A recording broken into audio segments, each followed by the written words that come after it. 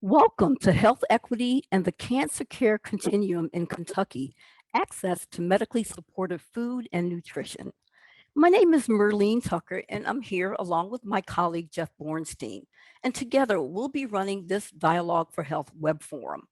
Thank you to our partners for today's event, the Center for Health Law and Policy Innovation of Harvard Law School, the Kentucky Cancer Consortium, Humana, the Community Farm Alliance, and the Bristol Myers Squibb Foundation. To start us off today, I'd like to introduce Christian Wagner, the Health Policy Director of the Kentucky Cancer Consortium. Welcome again, Christian. Thank you, Marlene. Good morning, everyone, and welcome from the Kentucky Cancer Consortium. Thank you so much for joining us. We look forward to exploring access to food and nutrition in Kentucky across the cancer continuum through a health equity lens this morning.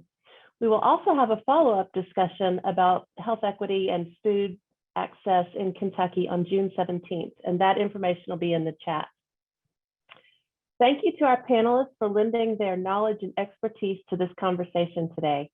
And thank you to the Center for Health Law and Policy Innovation for coordinating and creating this very unique opportunity.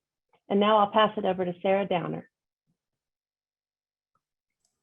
Thanks so much, Christian. And I'm going to ask for the slides to be taken down so I can share my slides, and we'll get started with today's webinar. A huge welcome to everybody to the Health Equity and Cancer Care Continuum webinar. My name is Sarah Downer. I'm from the Center for Health Law and Policy Innovation at Harvard Law School. So our mission at the center is to improve access to care and quality of care, healthcare for folks who are living with chronic illness or who are at risk of chronic illness. And so we've been a partner with the Kentucky Cancer Consortium for a series of discussions around equity as it relates to cancer and healthcare.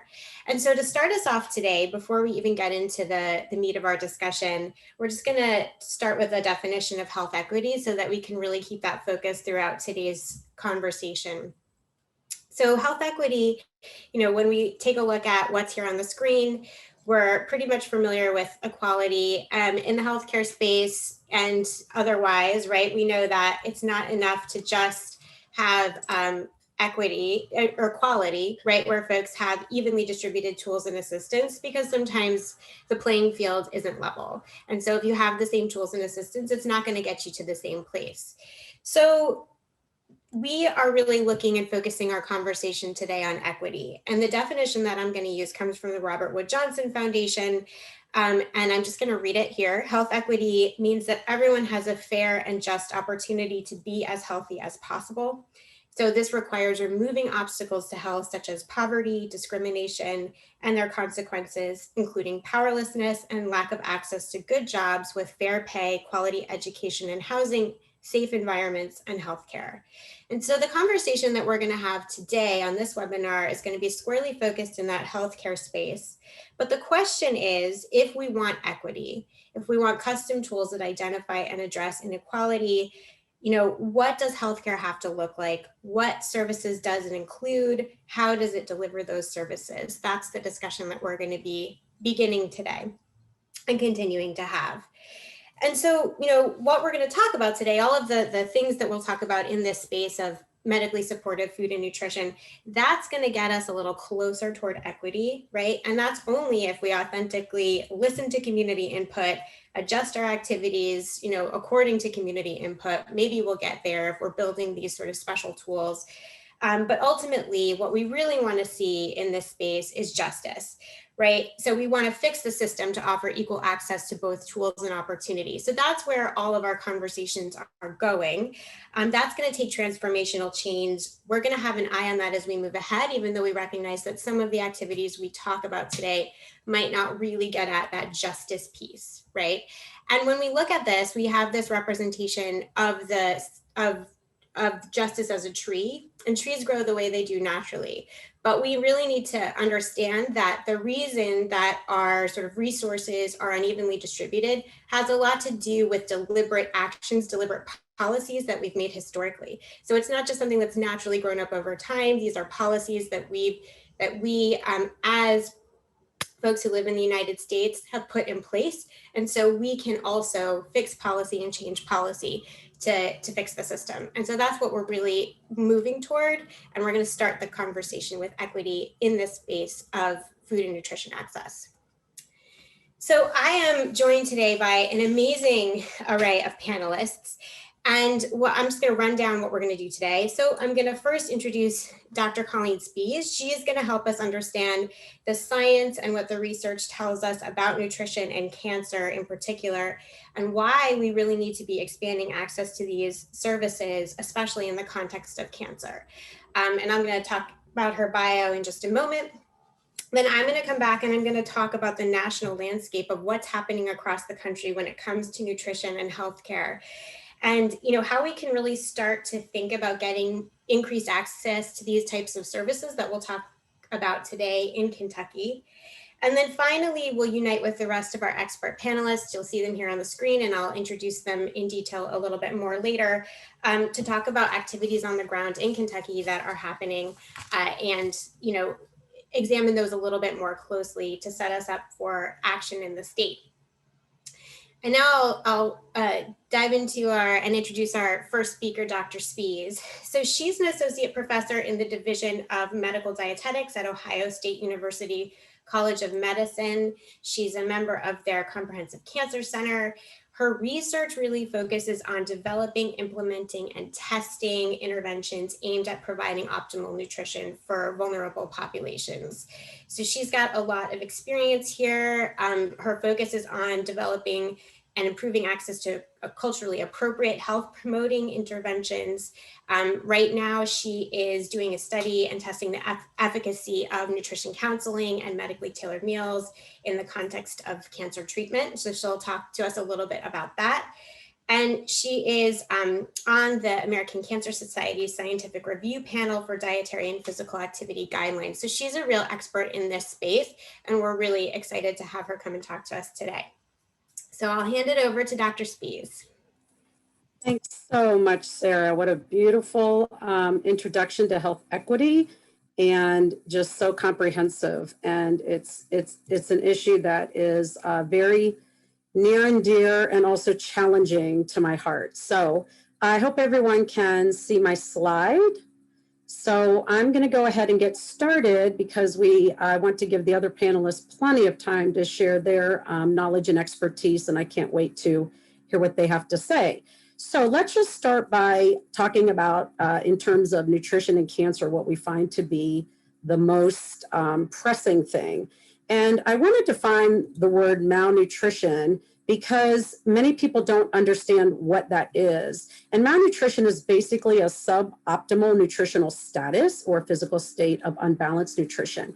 But again, what is really shocking to people is when we think of undernutrition or malnutrition, we think of this thin, someone maybe we're seeing who are on the commercials on TV, who need food and kwashiorkor and that type of thing.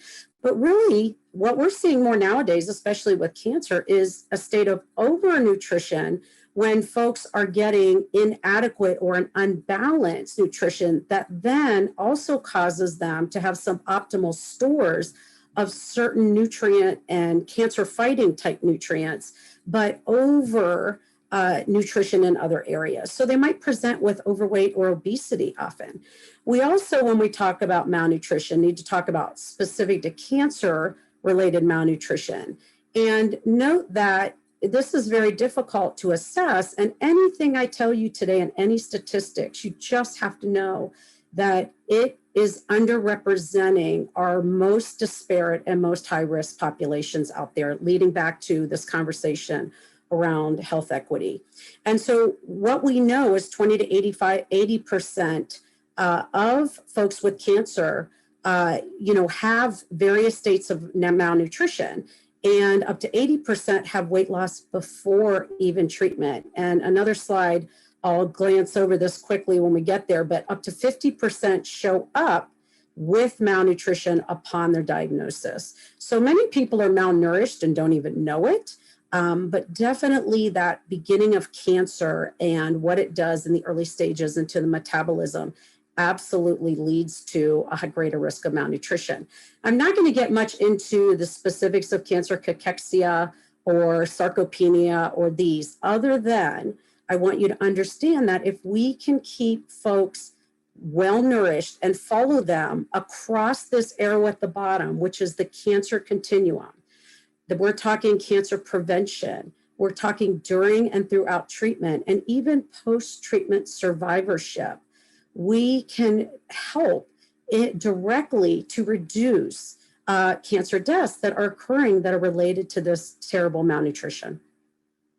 So Sarah set this up beautifully with the social determinants of health disparities in cancer. And again, along the bottom, you can see the cancer continuum from prevention through post-treatment survivorship. And we have to keep this Venn diagram very much in mind when we are talking about potential interventions or policy or any of the things that we need to do to try to fix this. And I love the tree analogy because, you know, we need to think about each one of these areas, and even more than this. This is just, you know, 3 huge areas that we know to impact the cancer continuum. But we really need to think about these along the route, and that tree analogy is just so fantastic. So let me tell you what we know. I already mentioned 50% of cancer patients present with some level of malnutrition. Sarah also mentioned a study that I'm currently involved with, which I'll present to you here. And what we know about lung cancer is that up to almost 70% of patients at some point are diagnosed and found to be malnourished. 35% of patients have clinically significant weight loss, and that is still, it's defined different ways now, but still greater than 10% of body loss equates to what we categorize as severe malnutrition that affects prognosis. And again, 50% of low-income and minority patients are food insecure. And this just compounds and makes treatment more complex, makes access to food more complex, and all of that. So we did a national survey across all the cancer centers, and it was frightening, our results. And what we found that there was only one registered dietitian for every 2,300 cancer patients in oncology outpatient ambulatory settings where over 90% of cancer patients are currently treating. The ratio based upon the evidence that would be more ideal would be one dietitian to every 120 patients. So one dietitian to every 2,300 patients is not okay. And we need to be talking about fixing that. And I know many folks are great stakeholders on this call today. And I want you to be thinking about, your patients, and are they receiving any kind of nutritional care, or are the dietitians being called in just to put a Band-Aid on something quickly and they're running around with their heads cut off? Is your cancer center meeting these needs? So here's some of the economic burden of malnutrition. And you can see we have just overweight and obesity related illnesses, not even talking about undernutrition, equates to about 190 billion per year. And that is, that's such a burden on all of us, isn't it?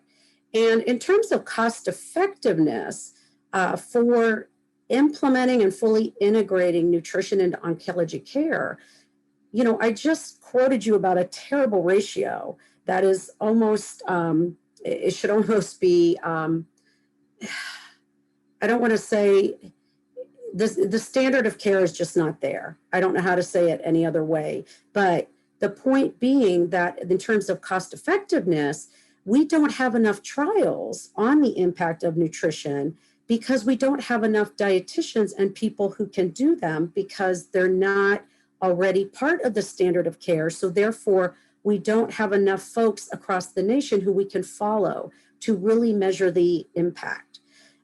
The lack of reimbursement is the major problem at this point because CMS and other payers do not reimburse for oncology services in the United States at this point.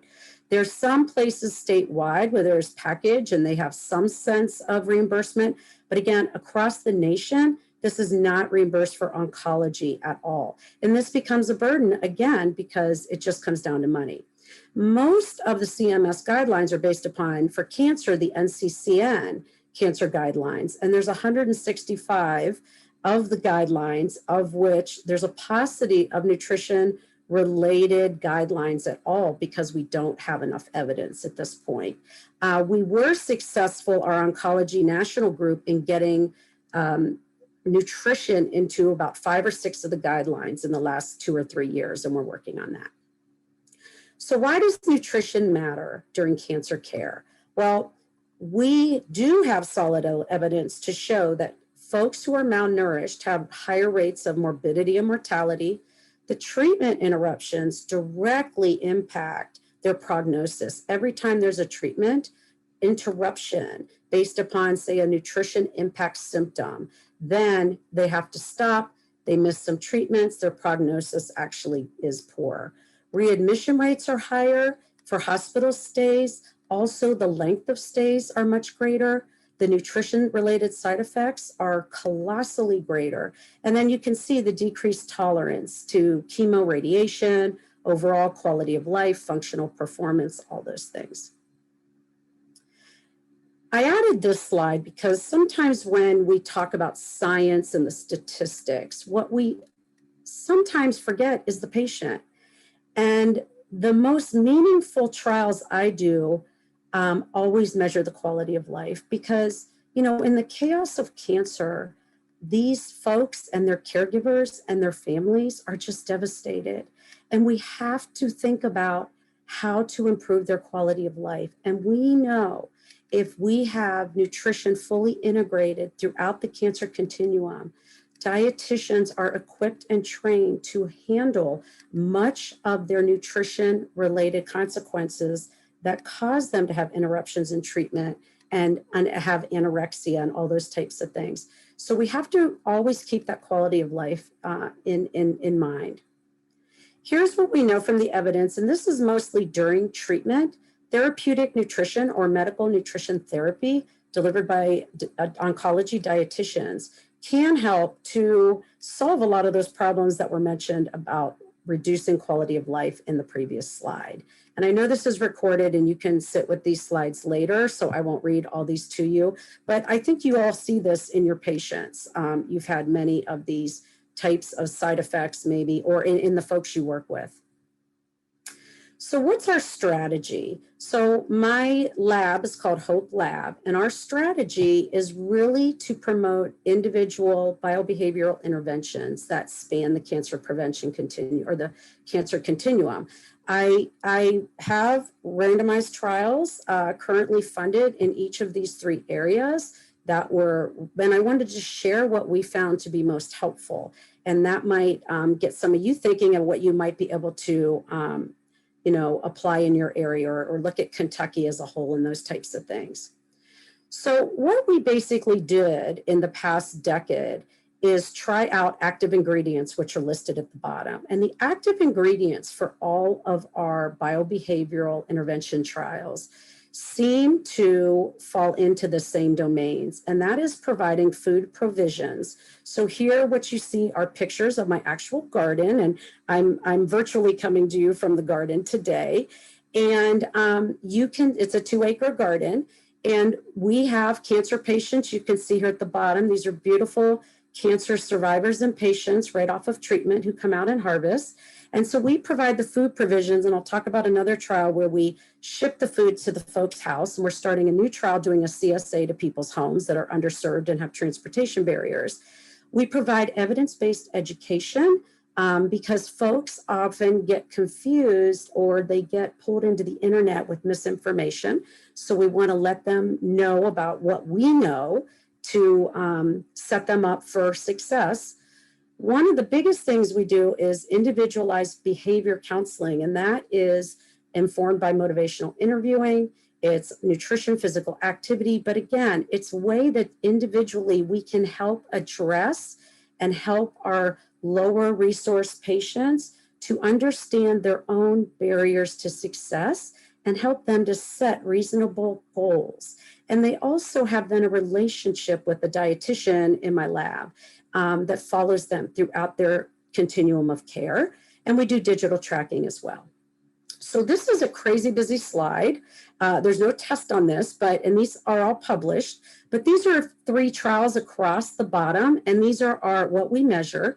And you can see here what we found in every one of our garden-based behavioral trials here is clinically meaningful and significant results in all these areas.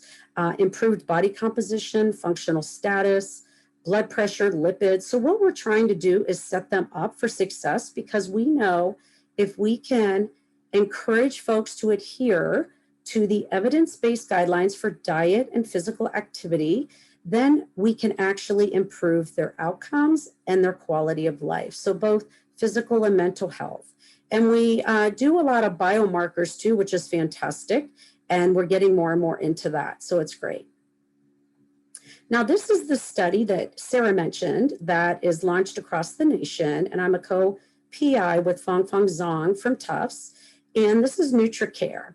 NutriCare, again, is the first trial we know of, a randomized trial, to actually fully integrate nutrition in a remote fashion into cancer care for vulnerable lung cancer patients. So this is an overview and shows you a map of the 4 cancer centers that are currently enrolling for this trial. And we've enrolled about half our participants and started enrollment last year. Again, we have a goal of 150 vulnerable patients, and you can see who our target population here is on the side. And as many of you probably know, by the time someone's diagnosed with lung cancer, they're mostly stage 3 or 4, and many are smokers. Many are already coming from rural or disadvantaged areas that have less access to health care. But we, on top of that, are putting in the highest risk. So we are only accepting folks who meet this vulnerability criteria. And this is funded by Bristol Myers Squibb. So we were so thrilled that they recognize the importance of a nutrition intervention such as this. And what does that intervention entail? Well, what we're doing is we're engaging the healthcare team by asking them we have adapted this 5A model, and I won't spend much time on that because, again, you can read about this study. But the main part, since we're talking about nutrition and food today in this and how we can be applying and implementing and testing these trials, is we are providing remote nutritional counseling once a week to these patients the minute they're diagnosed and throughout survivorship for 8 months. And it's informed again by it's medical nutrition therapy informed by motivational interviewing. And we are shipping medically tailored meals that are decided by our dietitian in terms of what the patient needs at that moment in time. And it's 100% remote, this entire intervention. So it's fascinating because it is something that can be scaled up and taken nationally to other cancers as well and other cancer centers. So let's talk more about the medically tailored meals. So this is a study that was put out by MANA, and it was posted, it was actually published in JAMA Internal Medicine. And it showed that tailored meal programs and shipping these meals to folks actually resulted in less hospital admissions and skilled nursing facility visits, savings per month on total health care, which is fantastic, and healthcare costs. So because of this, we were able to say, we need to be trying this. This is much cheaper to be shipping meals to folks to their home, especially if they're food insecure or don't have access to meals, or if their cancer treatments have them too sick to go out and seek out food provisions. And so what we're doing is shipping them for 8 weeks. They're getting 3 meals a day, and then we do a step down fashion. And again, all through this 8 months, they're talking almost weekly to dietitians that are helping them to learn how to change their dietary patterns so they can start to incorporate, because we know shipping meals to people isn't sustainable the rest of their lives. We have to teach them the behaviors and help them to adopt what is culturally sensitive and what works for their families and what they have access to and it's convenient and they enjoy. So that's really where the dietitians and the food access come together. And we find, and other studies have proven, it's like a dose effect when you have those two together. And that's very important to think about. Now, again, a busy slide. This is really just showing you what we're measuring, and I'm going to move along here in a second, but it's an 8-month trial. And this is basically all the things we're measuring. And if you remember in the first few slides, when I talked about malnutrition, I mentioned many of these things. You know, nutrition impact symptoms might be mucositis, or they might have, you know, difficult swallowing or anorexia. All of these things we're measuring because we know they're directly tied to malnutrition or suboptimal nutritional status. I highlighted the gut microbiome because this actually wasn't in the original trial, but we added it. An investigator from Ohio State said they would love to join our study and measure this. And the reason I measure it is because there's been now some studies that show that a high fiber diet is actually altering the gut microbiome in a way that they've proven in melanoma patients so far, that they have a 5-fold increased response to immunotherapy. And that is just an amazing, amazing thing. So we're measuring it, and our dietitians are making sure our patients in this trial are getting the adequate amounts of fiber.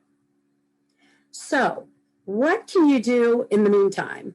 And I would say follow the research, always advocate for more research, because until we can prove that nutrition matters and we can even improve quality of life and hopefully some outcomes of folks, you know, we're not going to be able to get funding and reimbursement for all of this.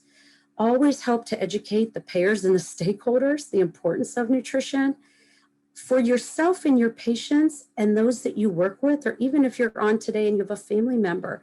Create a culture of health for your family and for your patients. If you're in a healthcare setting, screen for malnutrition. There are very simple screening malnutrition tools. And we found in that national survey that less than 50% of outpatient cancer centers screen for malnutrition. And we asked them why. They basically said, be careful what you ask for, because they know that they are going to diagnose or find in the screening, many are at high risk for malnutrition, and they just don't have the dietitians and the people who are available to deal with it. So it's a problem like food insecurity that if you don't ask, you know, you don't have to deal with it, which I don't think that's part of the giving tree, right? And encourage adoption of the evidence-based guidelines, know them, understand them, follow them, and try your best to acknowledge your own patient's individual barriers, because cookie cutter approaches just don't work here.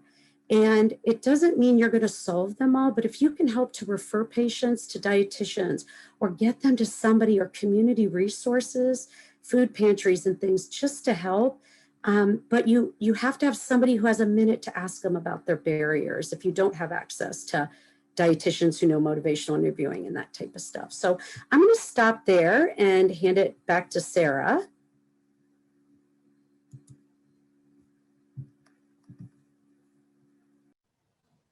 Thank you so much, Colleen. That was wonderful. I'm going to come back really quickly to to talk about the national landscape when it comes to food as medicine or medically supportive food and nutrition services. Sort of given all that Colleen said, right? She really helped us understand what's at stake for folks along the cancer continuum, both from a standpoint of prevention to treatment and then into survivorship.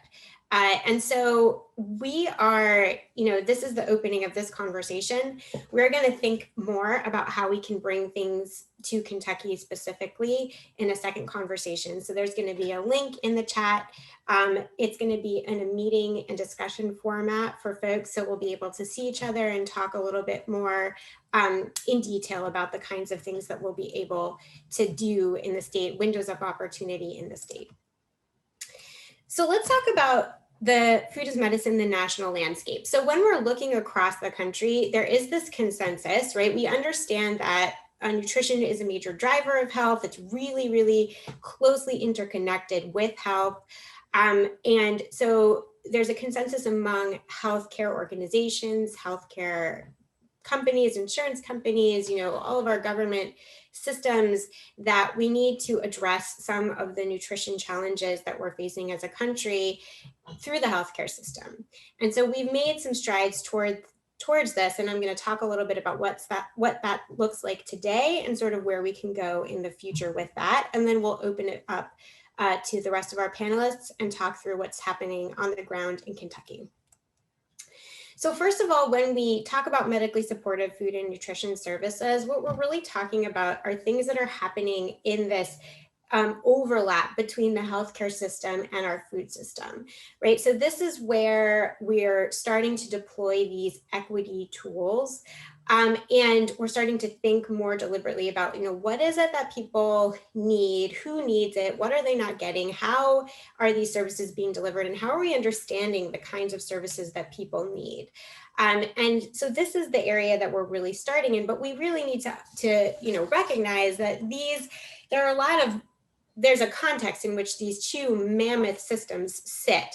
Lots of things that are pressing on these systems, making them work the way that they do, tensions within them, things that need to be unpacked, right? We've got systemic racism that has really informed the development of both of these systems over time. And so when we think about them coming together, we have to really be deliberate about the ways that we're approaching this particular space. And so, just to put this conversation in scope, we're going to talk today about what happens at the intersection of these two systems, but we recognize that all of these other things are playing into this and are factors that we need to be also thinking about as we move forward. So what is happening at that intersection right now across the country? Well, there's a couple of things that have started to come to the forefront of interventions that are deployed in this scenario. When we're talking about this here today, I'm going to talk about interventions that combine provision of food or financial support for food purchases with a nexus to the healthcare system, right? So although nutrition counseling is amazing, and Colleen talked about why it is so important to make sure that it's deployed throughout the cancer continuum, I'm really going to focus on those interventions that are also combining that with food provision, because we know that it's not just about education. Lots of people know what they're supposed to be eating, or at least maybe have an idea of what they're supposed to be eating, although they could always use more and better information. But it's also about accessing the actual food itself. And then in the context of that, it's also really important that our clinicians understand nutrition in the way that Colleen described. And so what I want to do is sort of draw attention. This is a visual representation of what's happening in that overlap between the healthcare system and the food system. I want to draw your attention to the bottom of this sort of pyramid, right, where we have the emergency food and anti-hunger social service programs, SNAP, WIC, et cetera. So all of the things that are kind of growing up in this space, these medical nutrition interventions are sitting on top of our social safety net food programs. And so we need to keep an eye on that, because it's really important that those programs exist, are robustly funded, are as innovative in sort of also addressing some of the equity concerns that we have as possible, because that's the foundation on which all of these other things can exist. If that sort of bottom layer goes away, then we're going to have a real issue with sort of making the rest of the interventions that we see in this space as effective as they need to be. So what we see, right, is that there's a spectrum of kind of intensity of need and complexity of the intervention and the populations that need them. So we have a sort of prevention to treatment spectrum that we're plotting these along, and these categories are really dynamic. These are all developing, over the past couple of decades, or within the past, 15 years. And so we really need to know these are new. New to our healthcare, fairly new to our healthcare system in terms of being deployed specifically within healthcare context. So we've got these produce prescriptions and medically tailored groceries boxes. Colleen mentioned a community supported agriculture box of produce being sent to participants in her study. This is sort of provision of food for folks who have some kind of health condition, maybe are identified as at risk of some kind of health condition, or we're just really concerned because they're food insecure and they're, in the clinical context. And so these are things that are being deployed in the healthcare space for this. And then there's also the medically tailored meals that she discussed, right, for a smaller population where we're really concerned about folks that have lots of complex needs. So this is exactly the patients that we're seeing in the cancer context, right? They're on lots of different medications. It's really tough to go through cancer treatment. There's a lot of interplay of side effects and things that are happening that can be ameliorated through nutrition interventions. So a medically tailored meal might be appropriate for those folks. So this is what we're seeing in this space right now. And so when we think about the challenges of making it possible for these things to be integrated into the healthcare system, let's think of the healthcare system, the traditional healthcare system, as this house, right? So you've got your healthcare system as a house. Imagine if you were going to invite new folks over to your house who've never been there before. And that's really the case when we're thinking about food, transportation, housing, right, support for other things. These things have not traditionally been included in our healthcare system. And so, if you had a house and you were going to invite people over, you would know they were going to come into your front door. So you would kind of look around and you'd make sure there were no things lying in your walkway. You'd make sure that, the rug was flat so people could come on in the door in a really easy, comfortable way. And then you think about the layout of your home once they were inside and think, okay, maybe we'll clean the bathroom, or we'll put, this guest next to this guest because they would really enjoy talking to each other, at dinner. In this case, right, the healthcare system, the door is locked for a variety of reasons, which I'll get into in a moment. And so that means that what's happening is that when these interventions, so with food, transportation, housing, all the things that we know are important and that really support people's health, when they're coming into the healthcare system, they're getting in through these little crack open windows, right? And so it's awkward. The fit is awkward. It's really difficult for healthcare providers and community-based organizations to work together to support people. These aren't built into reimbursement streams and payment streams and delivery mechanisms. There's no infrastructure for figuring out how to get folks to the things that they need. So, this is the situation that we're in. And what we're trying to do is really kind of retrofit our healthcare system to fit these things in and then transform it moving forward so that these nutrition interventions and other things that people need are just part of the system moving forward.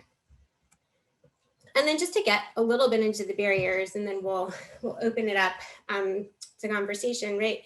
One of the locks on that door is this idea that there's not enough research. We do have a lot, the evidence is growing. Colleen and Dr. Spies is a big part of that, right?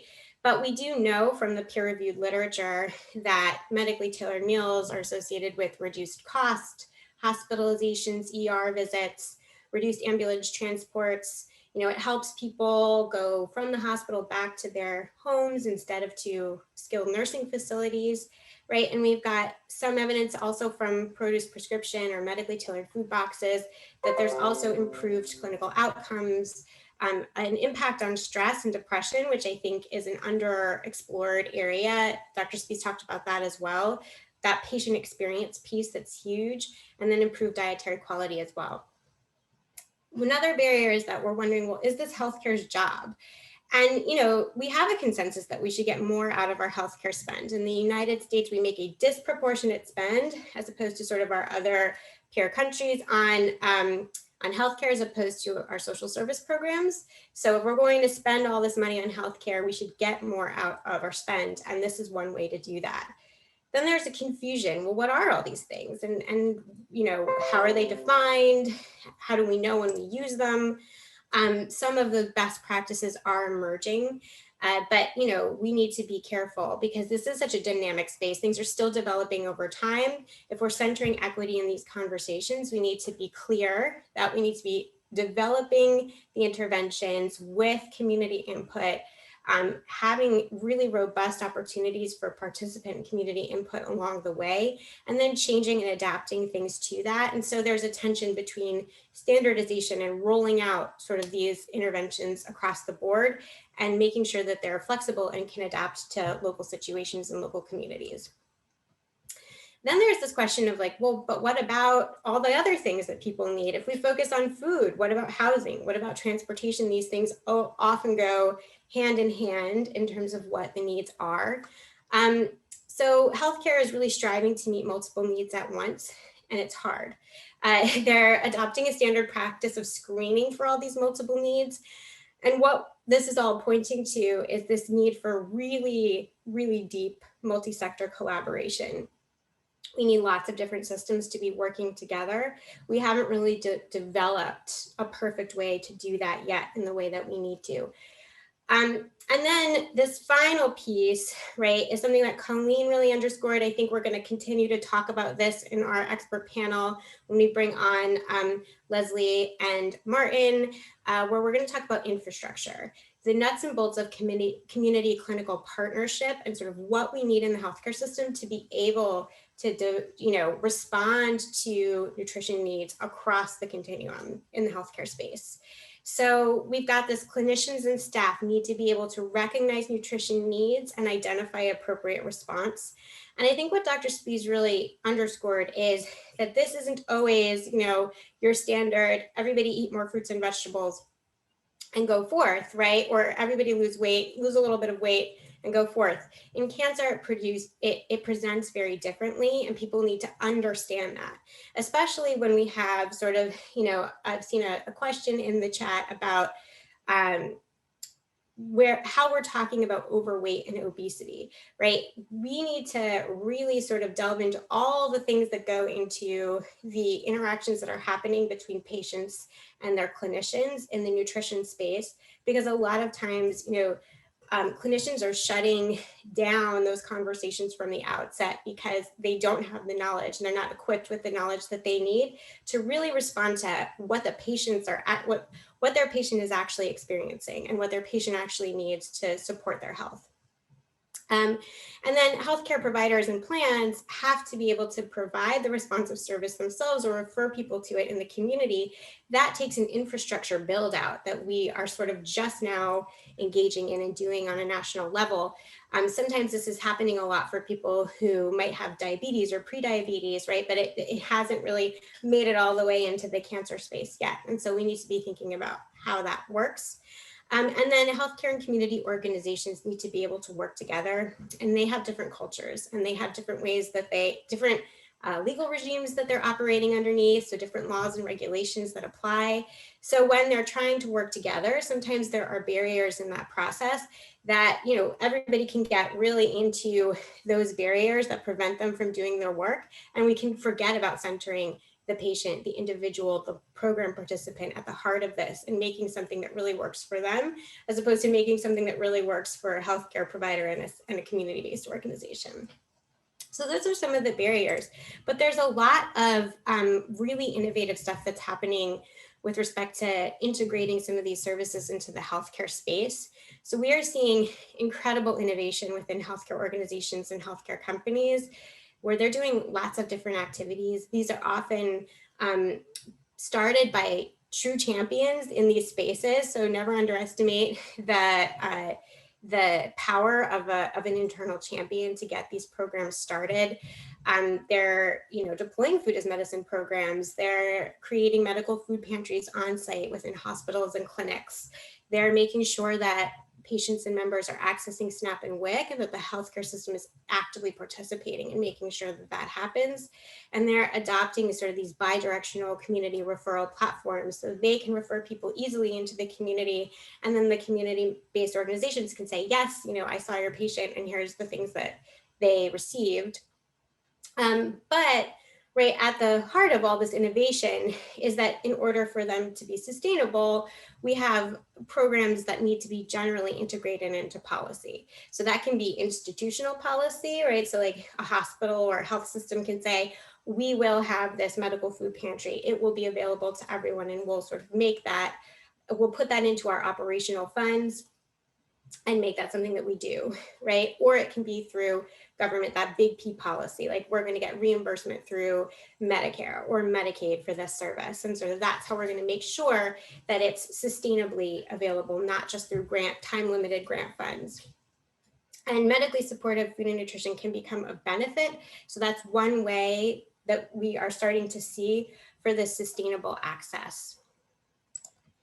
And just to spotlight on this just a little bit, when we're looking at this, we see that there are a couple of different Medicaid programs in the country that are doing incredible work right now. And in Kentucky, about a third of the population has access to Medicaid. So we can imagine that this would be a really transformative thing to include in Kentucky's Medicaid program. So we've got different states that are doing different things. In Massachusetts, through their Medicaid program, a waiver, they created a fund that their accountable care organizations, their provider organizations could spend just on health-related social needs like food. So there's a wide variety of services they can spend this money on. If they don't spend this money on sort of housing and food supports or things that fall into the parameters of this fund, they don't get the money. So it's a use it or lose it fund. Then we have North Carolina. They're implementing these healthy opportunities pilots, again, rolling out funds within Medicaid that can address 5 areas of need, including food as one. And then in California, through their waiver, they're giving explicit permission to all of their sort of Medicaid managed care organizations to cover food and nutrition services and then have those services included in their capitation rate. So that's great for the MCOs to be able to offer these services as benefits. And the path that California is taking is something that can really be deployed almost immediately in Kentucky. And then finally, just to say some potential next steps, right? We're going to think about reviewing opportunities and pathways in the Medicare Advantage and Medicaid programs. I'm going to ask my colleague to drop a policy scan into the chat. So we talked at a super high level today about what you might be able to do to expand some access through these key programs. We've done a complete deep dive into all the ways that that can happen. And so if you want more information about that, how you do that through Medicare and Medicaid and some of the other programs, we have a list of the ways that that happens, and we'll drop that in the chat. And then you can identify other sources of funding, right? So there's been an influx of federal dollars into states for the COVID-19 response. We know that food insecurity and nutrition issues have become worse with COVID-19. So you can gather stakeholders and come to consensus on how we expand access to these services in Kentucky, use them to scale the reach of these programs, especially to people who haven't been served, and then conduct research on the best way to move forward. And we have to center racial and ethnic equity in that research and be sure that the programs and policies that we're developing are things that the community wants, that the community needs, that are designed in the ways that the community sort of can really benefit from them and use them, and that are actually providing value to the community potentially in other ways. So are they employing people from the community to deliver these services? Are they using community-based vendors for these services? So there's lots of different ways we can think about this. So we should be actively doing that. So now I'm going to invite Dr. Spies to come back, and then I'm going to also ask Leslie Clements and Martin Richards to join us. They will have an opportunity to introduce themselves and their programs, but just to give you a really quick sense of who's here with us, we have Leslie, who is Humana's lead for corporate citizenship and impact. And so she's really in charge of making Humana's mission of inspiring health and well-being for all. She's in charge of kind of making that real. She brings a focus on inclusion, diversity, equality, and belonging in that work. So we're really excited to have that lens on our conversation today. She also is very passionate about arts and social justice. So we're going to bring it all together in this conversation. And then we have Martin Richards joining us, who's the executive director of the Community Farm Alliance in Kentucky. And he really embodies this idea of multi-sector collaboration to bring these things to life, right? So he was a partner in a design and construction firm, was the economic development organizer for Kentuckians for the Commonwealth, thinking about energy and sustainability issues, and now the executive director at Community Farm Alliance, which has a number of programs that we'll talk about today, including an active produce prescription program. So Leslie and Martin, if you can come on and join us. And I'm gonna maybe ask Leslie to start by giving us a sense of her role at Humana and what Humana is doing in this space.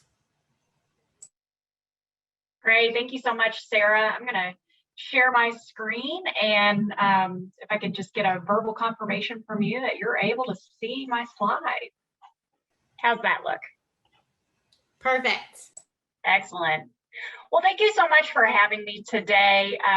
As Sarah mentioned, I've been with Humana for the last 15 years. And so it's been quite a journey for us as we learn so much more about this space, about food insecurity and how that impacts our members, how that impacts the other communities that we serve. So I want to share with you really a timeline here that talks a bit about Humana's journey and what we learned in the space, really starting with 2015. So for those of you all that are based in Kentucky, you have maybe heard about what Humana refers to as our BOLD goal, which is a population health strategy to improve the health of the people and the communities that we serve by making it easier for everyone to achieve their best health. So this really involved a focus on social determinants of health and health equity. And both Humana Inc. and the Humana Foundation have implemented new strategic priorities and developed partnerships to address these health disparities that we see in our communities. Health disparities, of course, are types of health differences that are closely linked with social, economic, and environmental disadvantages, some of which we've talked about already. And it's our belief at Humana that if we address the root cause of health disparities, then we will improve health equity. So this timeline really shows what we've been doing in this space since we launched that BOLD goal in 2015.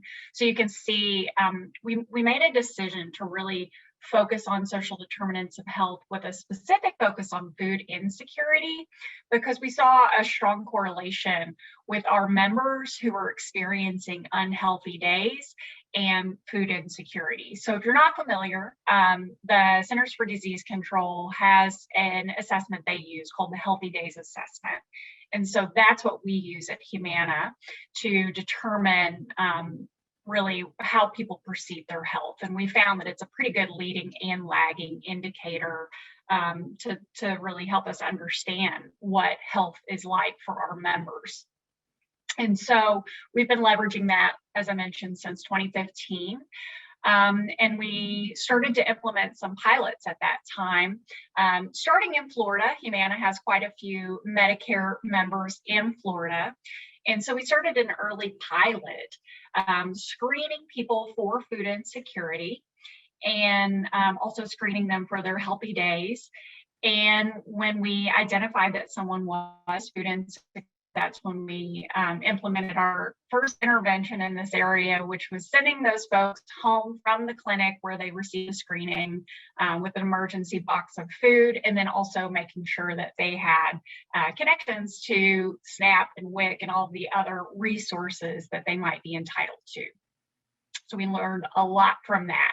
One of the things that was mentioned earlier is this idea that for a lot of providers, it's tough to have conversations about food insecurity, particularly if it's not an area that they know much about, or if it's not something that they feel like they can actually address.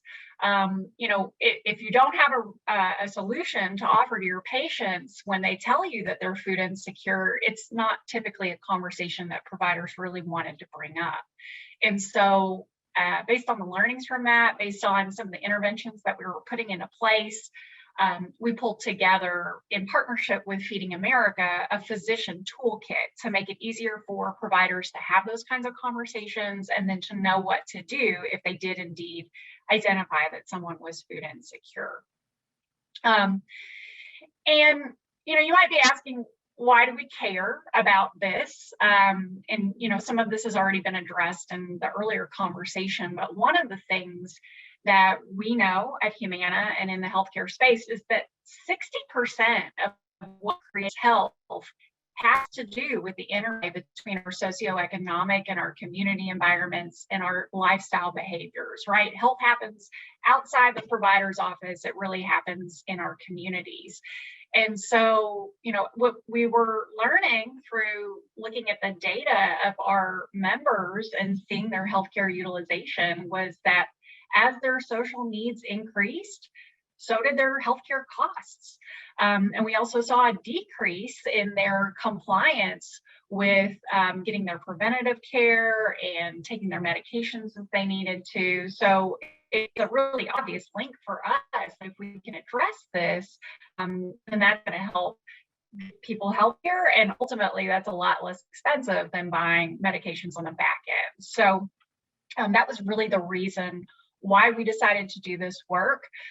It put us on this journey to start some of these pilots and really taking a deep dive on our food insecurity pipeline of research and partnerships and analytics and interventions. So I mentioned, we did this early discovery work with partners like Feeding America. We also got really involved with the Robert Wood Johnson Foundation. And that's how we learned initially how to define food insecurity, starting to identify some of those best practice screening instruments, which we heard a bit about earlier, and then really the insights on how food insecurity can impact health outcomes. So that's what led us to these small test and learn quality improvement projects, looking at mechanisms for screening, documenting, and referring to solutions. And since then, you can see on this timeline, we've done a lot more work. So we have been able to develop a food insecurity predictive model using member food insecurity screening data. So we can look at our members and identify, do we think they would be at risk for food insecurity? And that triggers us to reach out proactively to those members. So we started that in 2018. We've done a lot of development on identifying risk for food insecurity, including, segmenting out our populations and doing some predictive modeling, and even using natural language processing technology to start to identify words that our members might use to help trigger us to bring in an intervention. It was also in 2018 that the Humana Foundation first named their first cohort of food security investments. So while the Humana Inc. was working on social determinants of health, the foundation also evolved its strategy to focus on social determinants of health. So lots of work to implement screening opportunities through foundation partners as well. And then as we continue to learn, we were able to start integrating this into our benefits.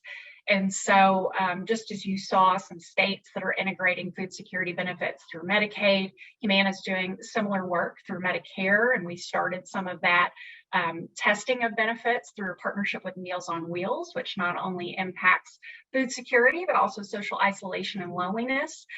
It was mentioned before that if you have food insecurity, chances are you probably also have other social needs. And we recognize that isolation and loneliness is a challenge that affects a lot of folks and often does show up with food insecurity. So Meals on Wheels was a really natural partner for us to start working with. We also brought on other local partners and other communities, lots of food banks, to help us think through how we wanted to bring in different interventions. And now we've started to work with the National Quality Forum because it's our intent to codify food insecurity as a quality gap in care. So by working with NQF, we're trying to create some quality measures to make that much more consistent. We're now scaling some of this work into clinical operating models. And, in 2019 alone, we had over 1 million screenings for social determinants and food insecurity. And so now we've really been able to scale that into more insurance product benefits. At first, we did that with post-acute supplemental benefits with Meals on Wheels. And now we're doing that with newer opportunities. And as they say, hindsight is 2020, and certainly 2020 highlighted for us many issues related to social determinants, some of the things we'd already been working on. So it really provided an opportunity to expedite some of these interventions that we've been putting into place in Florida and expanded into other markets. So it's been an interesting learning journey for us. You know, we're working on this, as I mentioned, both the foundation and through the Humana Inc. We've talked about prescription produce programs and things like that earlier. That's a big part of what we're doing too, with these food benefit cards, making that available to our members. And then also not only thinking about, you know, that immediate intervention, someone screens positive for food insecurity, let's put them in touch with this kind of resource, like a food card, but we're also realizing that there's so much work to do just generally in the system. And that's where a lot of the foundation work comes in. You know, we have a lot of restrictions that come with the Center for Medicaid and Medicare Services around what the Humana Inc. side is allowed to do, but with the Humana Foundation, we can test and learn all kinds of things. So the foundation, you know, I really appreciated that 5 A's model that we saw earlier. The foundation also has a 5 A's model, but our A's are accessing or access, which is really addressing swamps and deserts and food apartheid, affordability, making sure that, you know, food is affordable to the people that the foundation serves, making sure it's available, you know, not just once a week at a farmer's market or when you get your food delivery, but all the time. Awareness, which brings in that nutrition education piece, appeal, recognizing that different cultures and different medical conditions require different kinds of food. And so also the autonomy, making sure that people have access to choose the food that is best for their diet. So lots of work happening in this area. And I know we'll talk more about some of the things that we're learning and some of the metrics that we're using and how we're integrating equity into this space. So looking forward to sharing more. Thank you so much, Leslie. That was an awesome overview of all the stuff Humana is doing and how it's developed over time. And now I'm going to turn it over to Martin and ask him to share a little bit about the work of the Community Farm Alliance in this space. Thank you. And it's a pleasure to be here. I guess it is now afternoon. So yes, my name is Martin Richards. I joined Community Farm Alliance 25 years ago as a farmer who was transitioning our traditional cattle and tobacco farm into organics. So these days, I often say I'm a recovering farmer. But CFA was formed 35 years ago during the farm crisis in the 1980s by Kentucky farmers who felt that they didn't have a voice in the policies that created the farm crisis. But even before that, they created a suicide hotline to help their friends, their family, their neighbor kind of weather that storm. And then they created CFA to help be a voice in those policy discussions. You know, what we have learned over the years is that, you know, people on the ground, they know their problems. They also have a pretty good idea how to solve them or what the solutions are. But CFA kind of helps them take that to the next level, whether it's policies, whether it's resources, whether it's connecting one community with another who has the same problems. So, you know, our theory of change is about beginning at the grassroots, having those conversations. And then we often create programs or projects that directly address those problems instead of just waiting for policy. But then we use those projects to, as an example, to secure good public policy, whether it's in Frankfurt or whether it's in Washington. One of the things is several years ago, we created the Healthy Communities Initiative as a comprehensive approach. As already been mentioned, right? I mean, the health of the community goes beyond just the physical health, but the social and economic health. If we don't address all of those things comprehensively, you know, it's just a drop in the bucket. We also do this work in collaboration with a whole lot of partners. And a couple of things, you know, we come from the farming point of view, right? So, you know, these are our 3 goals around the Healthy Communities Initiative. And today I want to talk about 2 of the programs that we do, again, as direct response to what folks on the ground have identified that they need. So Double Dollars was started in in 6 Eastern Kentucky farmers markets in 2014 to provide incentives for folks who are utilizing their WIC, Farmers Market Nutrition Program benefits, or their seniors, or their SNAP benefits, to again, support food access and to support Kentucky's family farmers. So in 2021, that has grown beyond farmers markets to 5 retailers.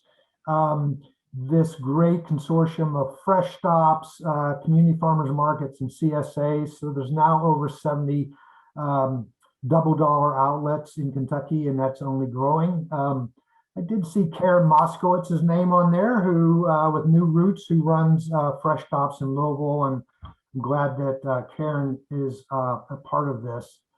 The other one is Fresh RX for Moms. So this grew out of the pharmacy program in Whitesburg, Letcher County, in which CFA was a part of, along with the Letcher County Farmers Market and Mountain Comprehensive Healthcare. And as we tried to expand that program, we simplified a little bit. And so for the first 2 years, we piloted or helped pilot a community farmers market in Bowling Green with support from WellCare. After 2 years, we'd worked out the kinks and we're ready to expand it with USDA funding to additional farmers markets in the state. Yeah, so last year we did that expansion. Turns out 2020 was not a great year to expand stuff to a vulnerable population like expecting mothers. But, we worked through that for this year. So this program is not just about increasing food access to healthy fruits and vegetables. We also, along with community partners, include nutrition education. There is a dietitian on site with every one of the farmers markets. And then now we are able to offer cooking kits along with the food, as well as cooking demonstrations, recipes. I mean, the list goes on and on. It's much more comprehensive to that. So this year and moving on, we are going to rapidly expand this program to try to make up some lost ground, and including next year, where we have got the funding for 7 additional markets. I suspect some of those will be in Louisville, but we haven't identified those markets as of yet. It is pretty exciting what this program does, the impact that it has on the communities, and those participants, because it really is, family-based. So, our goals are really, we'd love to see this kind of prescription program not only cover the full term of pregnancy, but beyond, to the point where the kids are starting to eat their fresh, their first whole foods. And we want that food to be fresh and local and all of the above. We're also doing, because a lot of this funding is coming from USDA, National Institute of Food and Agriculture. It is technically a research project. So, we are working through that to gather the data, to continue to evaluate that data and continue to make the point. And a big part of that data is the economic impact of not only Fresh RX, but the double dollars. And the impact is huge, especially when you factor in the impact to the local economy and agriculture through farmers. I don't have all those numbers in front of me because I just don't have a head for that kind of stuff. But it is encouraging, and we'll have a much more comprehensive report probably by the end of this year on all that economic impact. The next step is to include in that economic impact the impact of the nutritional aspect of it.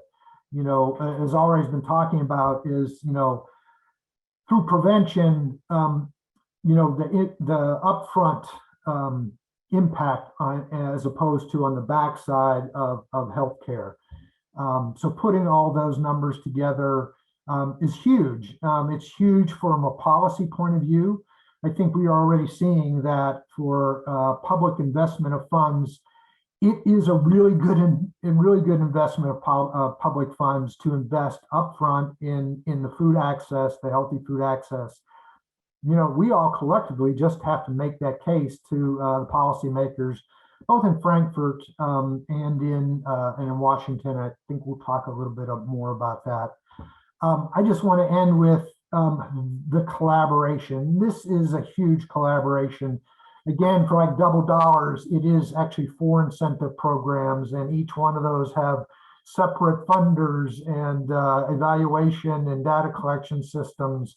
You know, it is the behind the scenes infrastructure that makes all this happen, and you know, the funding that goes along with that. So I want to thank all those folks that you see here to make this happen.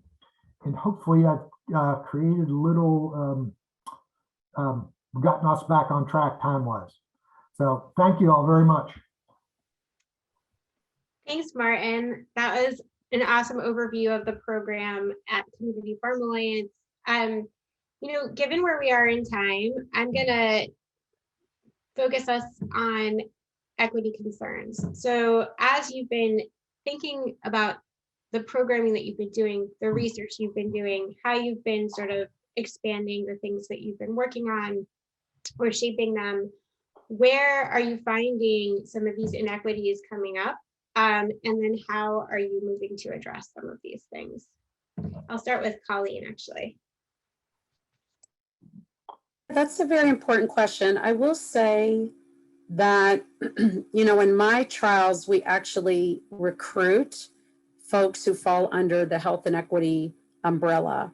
And that is very unusual, as you know, for most clinical trials, because we don't have a lot of great evidence in trials of folks who are disparate or from underserved or underrepresented minorities. And part of that has to do with transportation barriers or timing barriers or a lack of trust in the system, especially with research. And, you know, the list can go on and on and on. And what we need, so we in our studies, and that's why it's very difficult, address all those barriers and try to do, transportation is a huge one for us in our clinical trials. I suspect Martin runs into that with the farmers market sometimes. And that's why utilizing and thinking, I love, it takes a village. It really does. And I agree so much with Leslie and Martin in terms of the collaborators, because no single entity can do this on their own. And we really need to work together. But I also don't want to sound doom and gloom in that I've been a dietitian for 30 years. And I'm telling you, it is amazing that we're even having these discussions now. I mean, you know, we never talked about food like this in the past. It was always about medical nutrition therapy for hospitalized patients. And here we're talking about food access and food patterns and fruits and vegetables and all the wonderful things. So I also hold out great hope. It doesn't mean that we don't have much work to do in this area, but I think these kind of webinars and forums and introductions to other people in our growing collaborative efforts are all the start to something amazing. And I finally, after 25 years, I'm like, we're talking about food. We're talking about food. So it's thrilling, but I'll stop and let them pass on. But it's something we need to be better at addressing and get more folks in my arena in the clinical trials so that we can have more evidence to support the greater need. Leslie, can I go to you next about this? And all of Humana's work over the years, I'm sure you've been thinking about this a lot.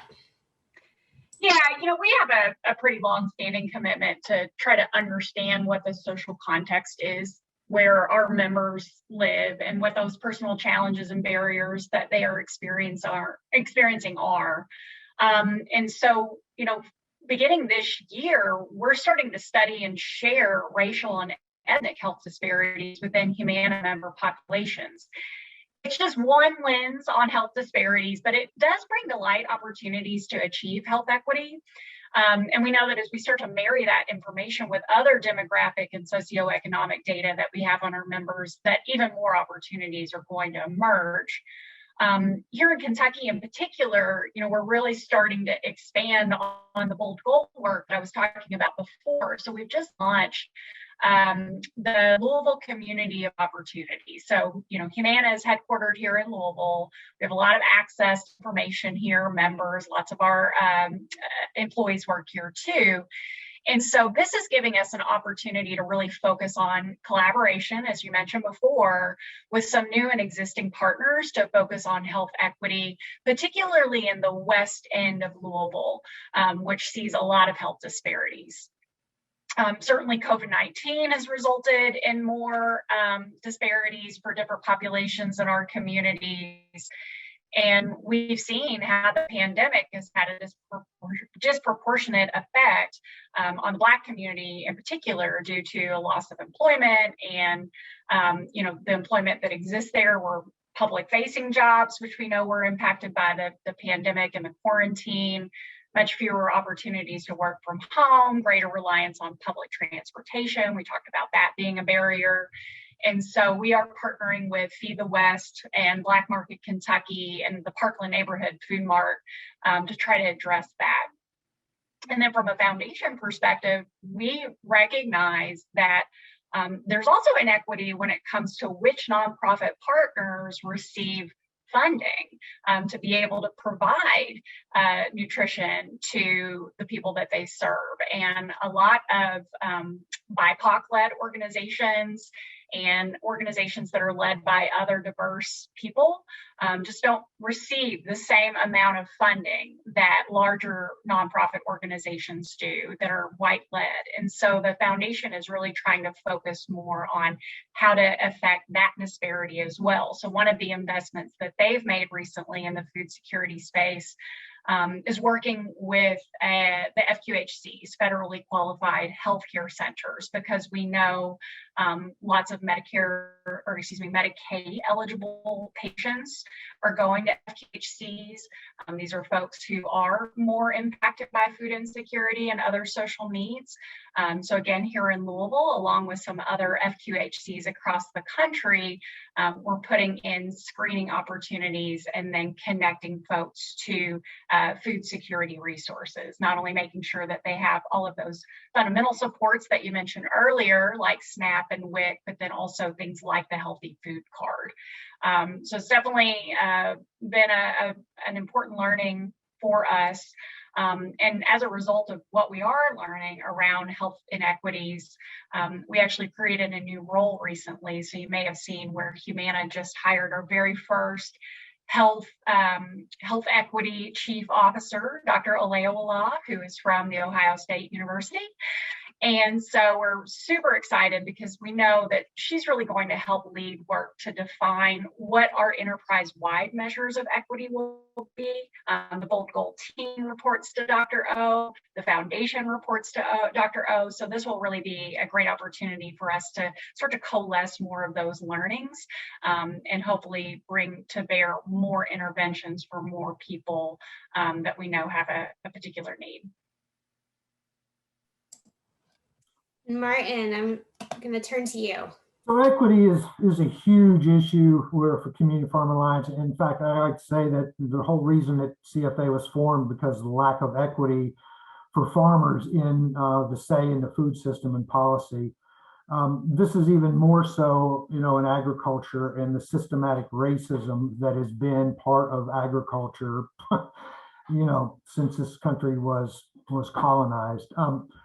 But coming back to food access, right? I mean, a big challenge has been breaking down the stigma that farmers markets are, they're pricey, they're expensive, they're for rich white people. And that is not the case.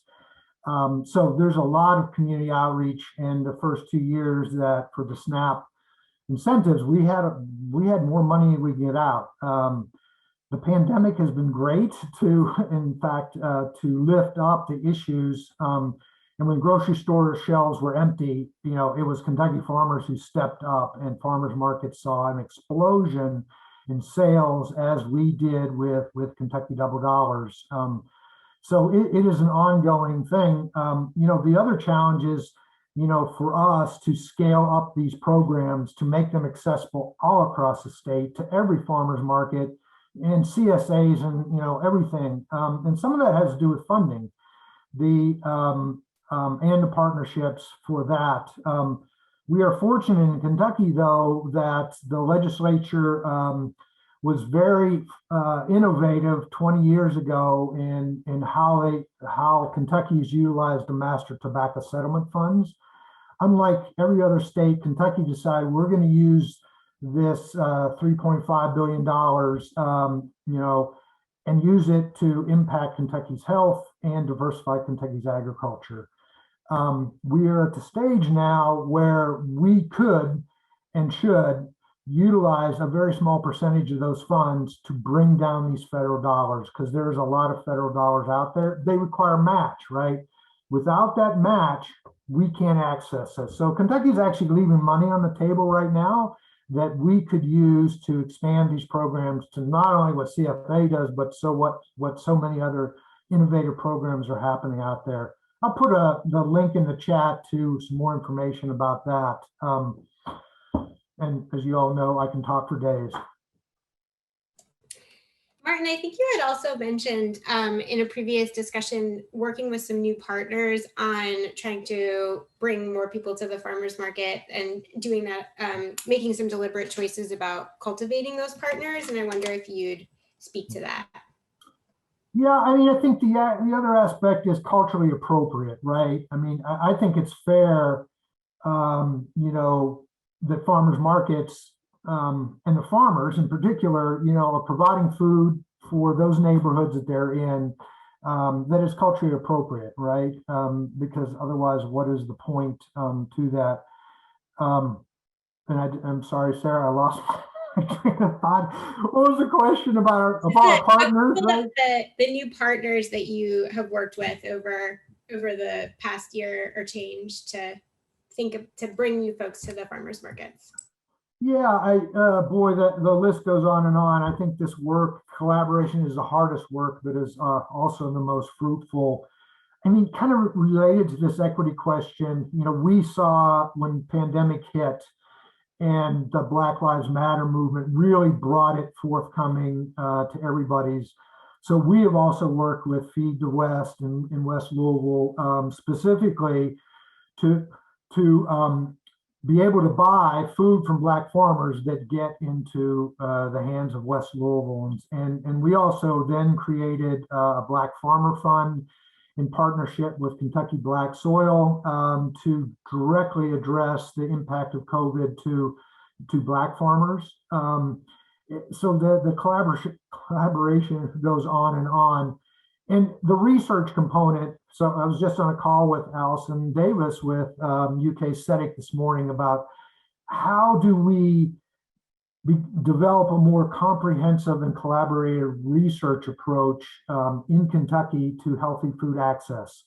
Because we have some data available to Community Farm Alliance through Double Dollars, but there's a lot of data out there. I don't know all the different data points that would make a difference, but I trust there's a lot of smart people out there, including on this call, and including our work with, all the MCOs and Medicaid, Medicare, and all this stuff. So I think it's to the point where I think we need to put our heads together and come up with it, and then we can make the case to the policymakers, like, hey, Medicaid, right? It is a much better investment of Medicaid dollars upfront to improve access than on the back end. And I think all the healthcare providers would agree to that. Did I answer your question, Sarah, or did I just? You did, Martin. You did a great job. I just want to reflect a little bit of what we've been hearing, and then I'm going to ask everybody a lightning round to close our webinar here today. So just to reflect, I think what all of you have brought to the forefront really powerfully is that we need to be listening to the people that we hope to serve with these programs, with these interventions, folks that are involved in these systems, shaping these systems. The idea of where is the money going? What is allowable in our system? How are we investing? How are we designing our research studies so that we're getting data that we can actually use, because the data is telling us meaningful things. I think Colleen really talked about how you design a research study that that people can participate in, right? That we want to know sort of what is the impact on folks who have a lot of these challenges. And, so the design really matters, and bringing the community voice into that design process really matters. So I think, Martin, you spoke to that. Leslie, you also spoke to that when you're thinking about, how are you making your investments both from Humana Inc. and on the foundation side. So I really appreciated this conversation. I'm going to ask one final question, which is, given everything that we've heard today and setting us up for a follow-on conversation on June 17th, which I hope everyone is registered for, where we'll really dive into how we take the next steps here.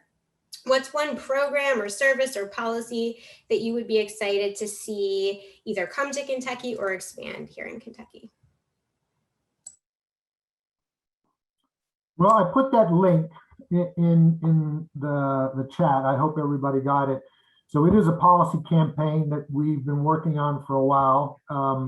And so it is now public, and we hope to get a bill introduced in the 2022 legislative session to create this Healthy Farm and Food Fund that allows these good programs to access Kentucky funds to bring down those additional federal funds. I think it is a great opportunity. It's time, and this connection between food and health and agriculture and local economies, the synergy is really exciting.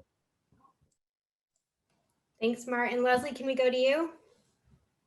Yeah, in response to the pandemic, CMS really reacted quickly, right? They gave us a lot more flexibility. It allowed us to send meals to our members that were in need, especially during quarantine. And they also helped really kind of clarify what the non-medical services were that we were able to provide. And so that gave Humana and other payers just so much more flexibility to be able to fund these social needs. But we all know that the pandemic is far from over, and all of the after effects from the pandemic, including the recession that we're seeing, those aren't over either. And so, and then when you couple that with natural disasters, when those happen, there's always going to be a need to provide emergency assistance. And so Humana intends to continue working with CMS to maintain and define all of those parameters around what our flexibility is to respond, so that we can continue to work with providers and work with social service providers to be able to offer these things all the time, not just during COVID. Thank you so much, Leslie. And Colleen, you have the last word here. Yeah, again, I'm very hopeful for where things are going, but I will say that I think the emphasis on all these programs need to be in doing a better job of measuring health outcomes, because we can get food to the people and we can get them to eat it, but if we can't prove that it does a thing with mental health, physical health, keeping them cancer-free, or having a less aggressive cancer, or helping them through survivorship, then it's kind of all for naught. So we just have to be better about partnering with folks who know how to really measure the impact of these programs on health outcomes, both mental and physical.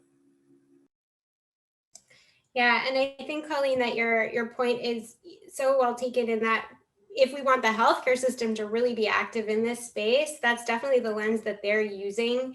And at the same time, we have to be mindful of the fact that, what the healthcare system wants and what people want are not always the same. And so that tension, is live, and we're going to continue to be negotiating it, as all of you on this call spoke so beautifully too. So I I'm so grateful to have had you all join us. We are going to have a follow-up discussion on June 17th on this topic, moving these things forward in Kentucky, nuts and bolts, next steps, concrete.